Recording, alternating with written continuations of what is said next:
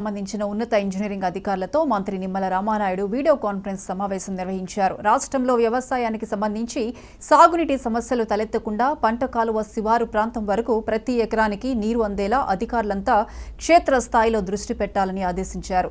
వర్షాకాలం వస్తున్నందువల్ల ముంపు సమస్య వస్తుందని, అటువంటి ఇబ్బంది తలెత్తకుండా చూడాల్సిన బాధ్యత అధికారులపై ఉందని సూచించారు. వైసీపీ ప్రభుత్వం జలవనరుల శాఖను పూర్తిగా నిర్లక్ష్యం చేసిందన్నారు. ఆలోచనతో నిన్న క్యాబినెట్లో చంద్రబాబు నాయుడు గారు ఇచ్చినటువంటి సూచనలతో ఏదైతే ఈ యొక్క సీజన్ ఏదైతే స్టార్ట్ అవుతూ ఉందో, వ్యవసాయ సీజన్ ఏదైతే స్టార్ట్ అవుతూ ఉందో, ఈ యొక్క సీజన్కి ఎటువంటి సాగునీటి ఇబ్బందులు తలెత్తకుండా ఆఖరి ఎకరం వరకు కూడా సాగునీటికి ఎట్లా మనం తీసుకెళ్ళగలుగుతాము, రైతులకి ఎట్లా మేలు చేయగలుగుతామనేటువంటి అంశాలు ఏవైతే నిన్న చంద్రబాబు నాయుడు గారు క్యాబినెట్లో తీసుకున్నారో దాని మీద ఈరోజు ఏదైతే మా ప్రిన్సిపల్ సెక్రటరీ, అదేవిధంగా ఈఎన్సి, అదేవిధంగా మన సలహాదారులు, అదేవిధంగా రాష్ట్రాల్లో ఉన్నటువంటి సిఈలు, ఎస్సీలు వంటి ఉన్నత అధికారులందరితోటి కూడా ఈరోజు సమీక్ష జరపడం జరిగింది.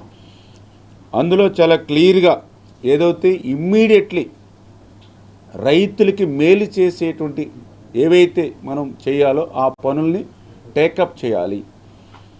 పర్టికులర్గా ఏదైతే ఇప్పుడు కొంత మనం ధవళేశ్వరం బ్యారేజ్ నుంచి కొంత నీటిని విడుదల చేస్తున్నప్పటికీ కూడా ఏదైతే కింద ప్రతిబంధకాలు ఏవైతే ఇంకా ఏర్పడుతూ ఉన్నాయో వాటిని ఎట్లా అధిగమించాలి. అదేవిధంగా రేపు నాగార్జున సాగర్ కానీ, శ్రీశైలం కానీ, లేదా ఇతరత్ర జలాశయాలు రేపు రైన్స్ వచ్చిన తర్వాత వాటిని నిండుకున్నప్పుడు ఆ వాటర్ను కూడా మనం ఎట్లా యూటిలైజ్ చేసుకోవడానికి ఇప్పటి నుంచే ఎట్లా మనం ప్రికాషన్స్ తీసుకోవాలి, వీటన్నిటి మీద కూడా మరి ఈరోజు అంటే ఏదైతే పర్టికులర్గా కెనాల్స్, కాలువలు ఏవైతే ఉన్నాయో, డ్రైన్స్ ఏవైతే ఉన్నాయో వీటినన్నిటినీ కూడా యుద్ధ ప్రాతిపదికన ప్రక్షాళన పనులు మనం చేపట్టాలి.